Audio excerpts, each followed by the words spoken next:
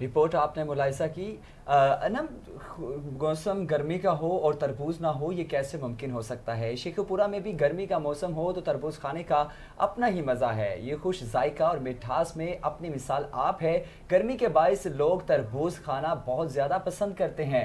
तरबूज के इस्तेमाल से हेपेटाइटिस और गैस्ट्रो जैसी बीमारियों से भी बचा जा सकता है, जबकि तरबूज नमकियात की कमी को पूरा करने में भी मददगार साबित होता है। इसी हवाले से देखते हैं तारिक मुगल की इस रिपोर्ट में।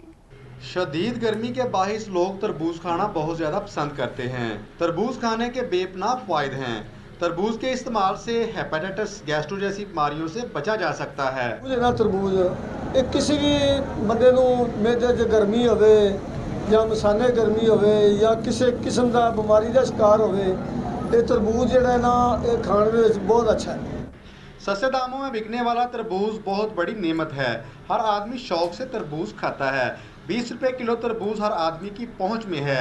ये जिस्म में पानी की कमी को पूरा करता है। जनाब है तरबूज जो है बड़ा बेहतरीन फल है। ये जनाब गरीब आदमी की पहुँच है जनाब कि 20 रुपए किलो वे आसानी नाल गरीब अमीर लैके खरीद के खा सकता है। ਤੇ ਇਹਦਾ ਇਹ ਹੀ ਫਾਇਦਾ ਗਰਮੀਆਂ ਦੀ ਇਹ ਅੱਛੀ ਸੁਗਾਤ ਹੈ ਤੇ ਨਮਕੀਆਤ ਨੂੰ ਵੀ ਪੂਰਾ ਕਰਦਾ ਹੈ। ਹੈਪੇटाइटिस सी वास्ते भी बड़ा मुफीद है ਤੇ 20 रुपए किलो है, हर बंदा खा सकता है। शेखुपुरा के शहरियों का कहना है कि गर्मियों में तरबूज को ज़्यादा से ज़्यादा खाना चाहिए। तरबूज इंसानी जिस्म में पानी की कमी को पूरा करता है और बहुत सारी बीमारियों से बचाव का सबब भी है। कैमरामैन दाऊद सरफराज के साथ Tariq Ali Mughal, star Asia news, Sheikhupura.